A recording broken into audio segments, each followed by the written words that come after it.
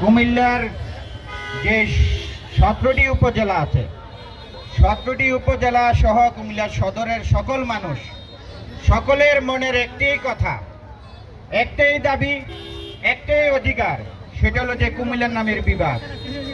আমরা এই কুমিল্লা নামের বিভাগের জন্য যে জায়গাটিতে দাঁড়িয়ে আছি, এই জায়গাটিও একটি ইতিহাসের অংশ এবং এখান থেকে কিন্তু এই পূবালী চত্বর থেকে আমাদের কুমিল্লার ইতিহাস, ঐতিহ্য এবং সকল আন্দোলন সংগ্রামের সাক্ষী এই পূবালী চত্বর। এই পূবালী চত্বর বাংলাদেশের প্রথম ব্যাংক আমাদের কুমিল্লাতে।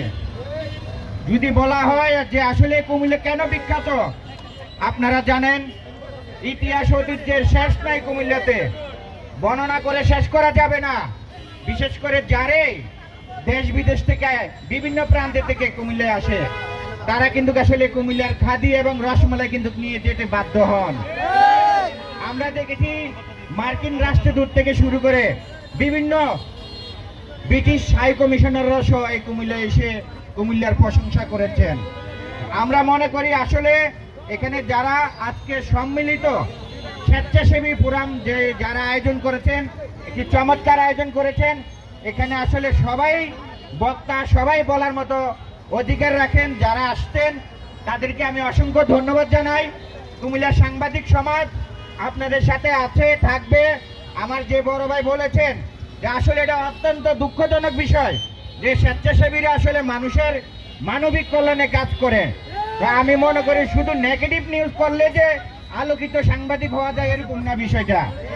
বিষয়টা হলো যে পজিটিভ নিউজ করো, সুপ্রতিষ্ঠিত এবং সম্মানের সহিত সাংবাদিকতা করা যায়।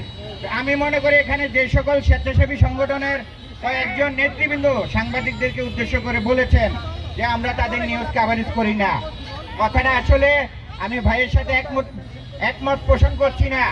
আমরা করি, হয়তো আপনাদের কাছে সেরকম ভাবে পৌঁছায় না, কিন্তু এখানে বর্তমান যে যুগ মাল্টিমিডিয়া অর্থাৎ ডিজিটাল যুগ, ফেসবুক, সাংবাদিকের থেকেও আপনার নিজের হাতে একটা সাংবাদিকতার ফেসবুক কন্টিনিউ আপনার হাতে থাকে। আপনি ইচ্ছা করলে মোবাইলটা নিয়ে দাঁড়ালে সাংবাদিকতা করতে পারতেছেন। তো যুগ অনেক এগিয়ে গেছে। আমরা আপনাদেরকে কথা দিচ্ছি যে এখানে 20 থেকে 25টি স্বেচ্ছাসেবী সংগঠনের নেতৃবৃন্দরা আছেন। আমরা কথা দিচ্ছি আপনারা যে কোনো সময় কোনো মানবিক কর্মকাণ্ড করলে আমাদেরকে জানাবেন, বিশেষ করে অন্তত আমাকে জানাবেন। আমি বিভিন্ন গ্রুপের সাথে আছি, তাদেরকে আমি আপনাদের এই নিউজগুলো আমি পৌঁছানোর চেষ্টা করব। আপনারা সাংবাদিকদেরকে ভালোবাসা দিয়ে, সম্মান দিয়ে সাংবাদিকের সহযোগিতা নেবেন। কারণ সাংবাদিকদেরকে খেপিয়ে বা দুর্ব্যবহার করে সাংবাদিকের ভালোবাসা পাওয়া যায় না। সুতরাং আর অন্যদিকে যাব না। অনেকক্ষণ ধরে আমরা এই পূবালী চত্বরে সকলের কথা শুনেছি। আমি একটা